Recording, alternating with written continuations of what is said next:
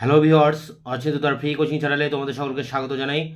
আজকের এই ভিডিওটিতে তোমরা যারা ক্যালকাটা ইউনিভার্সিটিতে বিএ হিস্ট্রি অনার্সে 6 সেমিস্টারে পড়ছো, তোমাদের যে সিসি 13 পেপারটি রয়েছে আধুনিক ভারতের ইতিহাস, পাশাপাশি তোমাদের যে ডিএসসি A3 পেপারটি রয়েছে বাংলাদেশের ইতিহাস, এই দুটি পেপারেরই একটি 10 নম্বরের ইম্পর্টেন্ট প্রশ্ন 2024-এর সাজেশন অনুযায়ী স্বদেশী আন্দোলনের গুরুত্ব। দেখো, স্বদেশী আন্দোলন থেকে তিনটি প্রশ্ন সাধারণত হয়।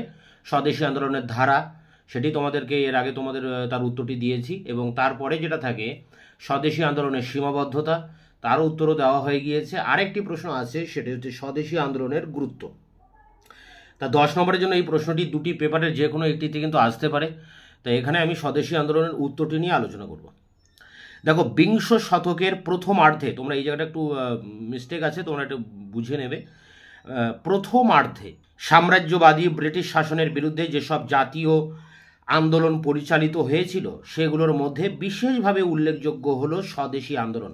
1905 খ্রিস্টাব্দে বঙ্গভঙ্গ ও স্বদেশী আন্দোলনের সঙ্গে সঙ্গে ভারতের স্বাধীনতা সংগ্রামের ইতিহাসের এক নতুন অধ্যায়ের সূত্রপাত ঘটে। বঙ্গভঙ্গ বিরোধী এই স্বদেশী আন্দোলনকে ভারতের প্রথম গণ অভ্যুত্থান রূপে বিবেচনা করা হয়। প্যারা করে দেখো, ভারতীয় জাতীয়তাবাদের প্রধানতম শত্রু সাম্রাজ্যবাদী লর্ড কার্জনের শাসনকালের সর্বাপেক্ষা প্রতিক্রিয়াশীল পদক্ষেপ ছিল 1905 খ্রিস্টাব্দের বঙ্গভঙ্গের পরিকল্পনা। বিপানচন্দ্রের মতে উভয় বাংলার হিন্দুদের সংখ্যা লঘুতে পরিণত করা এবং ব্রিটিশের বিরুদ্ধে জাতীয় কংগ্রেসের আন্দোলনকে দুর্বল করে মুসলিম সাম্প্রদায়িক শক্তির হাত শক্ত করার জন্য বঙ্গভঙ্গের সিদ্ধান্ত গৃহীত হয়। অমলেশ ত্রিপাঠী মনে করেন, ব্রিটিশ সিভিলিয়ানদের বাঙালি বিরোধী মনোভাব এবং বাংলার বিরুদ্ধে লোক সংখ্যার জন্য প্রশাসনিক স্বার্থে বাংলার ব্যবচ্ছেদের কথা ভাবা হয়। লর্ড কার্জনের যুক্তি ছিল, বাংলা ব্যবচ্ছেদ করে পূর্ববঙ্গ ও আসাম নামে একটি নতুন প্রদেশ সৃষ্টি করলে প্রশাসনিক দিক থেকে সুবিধা হবে। যাই হোক, শাসন ব্যবস্থার সুবিধা ও উন্নতির অজুহাতে কার্জন বাংলাদেশকে বিভক্ত করার পরিকল্পনা প্রকাশ করলে সারা দেশে ব্যাপক এক অভূতপূর্ব জাতীয় আন্দোলনের সূত্রপাত ঘটে। প্যারা করে দেখো, 1905 খ্রিস্টাব্দে বঙ্গভঙ্গ ও স্বদেশী আন্দোলনের সঙ্গে সঙ্গে ভারতের স্বাধীনতা সংগ্রামের এক নতুন অধ্যায়ের সূত্রপাত হয়। এই আন্দোলনের প্রভাব শুধুমাত্র বাংলাদেশেই সীমাবদ্ধ ছিল না, এই ঘটনায় একটি সর্বভারতীয় আন্দোলনের রূপ নিয়েছিল। বঙ্গভঙ্গ বিরোধী আন্দোলনই প্রথম গণ অভ্যুত্থান রূপে বিবেচিত। প্যারা করে দেখো, জন ম্যাকলিনের মতে বঙ্গভঙ্গের বিরুদ্ধে স্বদেশী বাংলা তথা ভারতের ইতিহাসকে নতুনভাবে প্রভাবিত করেছিল। সামগ্রিক বিচারে হয়তো এই আন্দোলন সফল হয়নি, তবু ভারতের জাতীয় সংগ্রামের ইতিহাসে এই আন্দোলন ভবিষ্যৎ আন্দোলনের সাফল্যের পথ দেখিয়েছিল। বাঙালি তথা ভারতের জনজীবনে প্রতিটি স্তরে সাহিত্য, সঙ্গীত, শিল্প, বিজ্ঞান ইত্যাদি ক্ষেত্রে স্বদেশী আন্দোলনের প্রভাব ছিল অসামান্য। নেক্সট প্যারা, স্বদেশী আন্দোলনের তাৎপর্য এইখানেই যে এই আন্দোলন ভারতের স্বাধীনতার ইতিহাসে প্রথম পূর্ণাঙ্গ ব্রিটিশ বিরোধী আন্দোলন। ব্রিটিশ বিরোধিতার সুর এর আগে এত স্পষ্ট করে আর কোনো ভাবে হয়নি বা কোনোভাবে গড়ে ওঠেনি। স্বদেশী আন্দোলনের মধ্যেই প্রথম স্বরাজের আদর্শ উচ্চারিত হয়েছিল। এর আগে সমস্ত আন্দোলনে ব্রিটিশ উদারতা ও মহানুভবতার প্রতি আস্থা প্রকাশ করা হয়েছিল। স্বদেশী আন্দোলনে নরমপন্থী নেতাদের নিবেদন নীতির ব্যর্থতা সর্বসমক্ষে উদ্ঘাটিত হয়েছিল। ইংরেজদের তোষণ নীতি যে বঙ্গভঙ্গের মতো দুর্ভাগ্যজনক ঘটনা আটকানো যায় না, তা সকলের কাছে দিবালোকের মতো স্পষ্ট হয়ে গিয়েছিল। তাই আন্দোলনের হাতিয়ার হিসাবে বয়কট ও স্বদেশী ক্রমশ স্বীকৃতি লাভ করে। স্বদেশী আন্দোলনের সময়ই এর ব্যাপক প্রয়োগ শুরু হয়। স্বদেশী আন্দোলন এমন কিছু গঠনমূলক ও প্রশংসনীয় উদ্যোগ গ্রহণ করেছিল যে এগুলির সাফল্য আশানুরূপ না হলেও তা অভিনবত্বের দাবি করতে পারে। জাতীয় শিক্ষা ও সমিতি গঠনের কথা এ বিষয়ে স্মরণীয়। স্বদেশী আন্দোলন সর্বপ্রথম ভারতবাসীকে স্বনির্ভরতার মন্ত্রে দীক্ষা দিয়েছিল।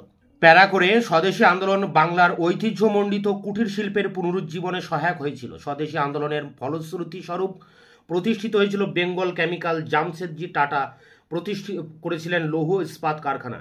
এই সময় মৃৎশিল্প, চর্মশিল্প, সাবান শিল্প, দেশলাই, কাগজ ও অন্যান্য শিল্পের বিকাশ ঘটেছিল। প্রতিষ্ঠিত হয়েছিল স্বদেশী ব্যাংক। প্যারা করে, সুমিত সরকারের মতে স্বদেশী আন্দোলনের আগে বা পরে অন্য কোনো রাজনৈতিক আন্দোলন সাহিত্য সংস্কৃতিকে এত গভীরভাবে স্পর্শ করেনি। স্বদেশী আন্দোলনের ফলে বাংলা ভাষা ও সাহিত্য, সঙ্গীত, বিজ্ঞানে, চিত্রশিল্পে এক নতুন প্রাণ চাঞ্চল্যের সৃষ্টি হয়েছিল। বাংলার সাংবাদিকতার ইতিহাসে এই যুগকে স্বর্ণযুগ হিসাবে চিহ্নিত করা যায়। যুগান্তর, বরিশাল, হিতৈষী, ধর্ম, কর্ম, যোগী, বঙ্গদর্শন এবং আরও অসংখ্য পত্রপত্রিকার বিকাশ স্বদেশী যুগেই হয়েছিল। প্যারা করে দেখো, বাংলা সাহিত্যের ইতিহাসে স্বদেশী যুগ স্বকীয় বৈশিষ্ট্যে উজ্জ্বল। রবীন্দ্রনাথের বিখ্যাত গান বাংলার মাটি বাংলার জল এ সময় রচিত হয়। রবীন্দ্রনাথ ছাড়াও অতুল প্রসাদ, রজনীকান্ত সেন, দ্বিজেন্দ্রলাল রায়, মুকুন্দ দাস প্রমুখের রচনা গান বাংলার মানুষকে অনুপ্রাণিত করেছিল। রমেন্দ্র সুন্দর ত্রিবেদী, নিখিলানন্দ রায়, অক্ষয় কুমার মৈত্র, হরপ্রসাদ শাস্ত্রী, রাখাল দাস বন্দ্যোপাধ্যায় প্রমুখ তাদের লেখনীর দ্বারা বাংলার মানুষকে উজ্জীবিত করেন। শাস্ত্রীয় সঙ্গীত সাধনার ক্ষেত্রে একটি উল্লেখযোগ্য পদক্ষেপ ছিল জ্যোতিরিন্দ্রনাথ ঠাকুর ও নাটোরের মহারাজা কর্তৃক কলকাতায় প্রতিষ্ঠিত ভারতীয় সঙ্গীত সমাজের প্রতিষ্ঠা। অবনীন্দ্রনাথ ঠাকুর ভারতীয় চিত্রশিল্পে এক নতুন ধারার প্রবর্তন করেছিলেন। প্যারা করে দেখো, স্বদেশী আদর্শ বাঙালিকে বিজ্ঞান চর্চায় উদ্বুদ্ধ করেছিল। এই সময় বাংলার বিজ্ঞান চর্চার জগৎ জুড়ে ছিলেন দুই দিকপাল বিজ্ঞানী, আচার্য জগদীশ চন্দ্র বসু ও প্রফুল্লচন্দ্র রায়। প্রবাসী পত্রিকায় জগদীশ চন্দ্রের বৈজ্ঞানিক আবিষ্কারকে 1906 খ্রিস্টাব্দে স্বদেশীর শ্রেষ্ঠ সফল বলে উল্লেখ করেছিল। বেঙ্গল কেমিক্যালের প্রতিষ্ঠাতা প্রফুল্লচন্দ্র রায়ের লেখা হিস্ট্রি অফ হিন্দু কেমিস্ট্রি স্বদেশী চিন্তা ও গবেষণার ফলশ্রুতি। স্বদেশী যুগেই আবির্ভূত হয়েছিল। রসিক লাল দত্ত, নীলরতন ধর, জ্ঞানেন্দ্রচন্দ্র ঘোষ, জ্ঞানেন্দ্রনাথ মুখোপাধ্যায়, মেঘনাথ সাহা, সত্যেন্দ্রনাথ বসু প্রমুখ কয়েকজন মেধাবী ও প্রতিভা সম্পন্ন বৈজ্ঞানিক। এরপর দেখো শেষ প্যারা। এইভাবে দেখা যায় যে স্বদেশী আন্দোলন স্বদেশ প্রেমের অস্পষ্ট রূপকে একটা বাস্তব অবয়ব দিয়েছিল। স্বদেশের প্রতি ভালোবাসার জন্য যে আবেগ, উচ্ছ্বাস, উৎসাহ, উদ্দীপনার অভাব ছিল, তা ছিল ত্যাগের জন্য যে মহৎ প্রেরণার অভাব ছিল, লক্ষ্যে উপনীত হওয়ার জন্য যে দৃঢ়তা ও লৌহ কঠিন সংকল্পের ঘাটতি ছিল, স্বদেশী আন্দোলন তা অনেকটা মিটিয়ে দেয়। বিপিনচন্দ্র পাল লিখেছেন যে নতুন প্রাণ শক্তি আমাদের মধ্যে সঞ্চারিত হলো, তা ভবিষ্যৎ আন্দোলনের মূলধন ও পাথেয় হয়ে রইল। নরমপন্থী নেতা গোখলেও স্বীকার করেছিলেন যে স্বদেশী আন্দোলন ভারতের বিভিন্ন প্রান্তের মানুষকে অনুপ্রাণিত করেছিল। মহাত্মা গান্ধী বলেছিলেন যে বাংলা ভাগের পরই ভারতে সত্যিকারের জাগরণ ঘটেছিল। এই ছিল স্বদেশী আন্দোলনের গুরুত্ব। এর উত্তরটি তোমরা সংগ্রহ করে পরীক্ষার জন্য প্রস্তুতি নাও। তোমাদের এই পেপার দুটির বেশিরভাগ প্রশ্ন উত্তর আমার চ্যানেলে আপলোড করা আছে, তার লিঙ্ক দেওয়া থাকবে ভিডিও ডেসক্রিপশন বক্সে। এছাড়া যে দুই একটি প্রশ্ন উত্তর এখনও বাকি আছে, তা খুব দ্রুত আমি তোমাদের সামনে তার উত্তরগুলি নিয়ে আসবো। তোমরা অবশ্যই চ্যানেলকে সাবস্ক্রাইব করে রাখবে, বন্ধুদের কাছে শেয়ার করবে, নিজেদের মতামত জানাবে এবং ভিডিওটি ভালো লাগলে অবশ্যই এটা লাইক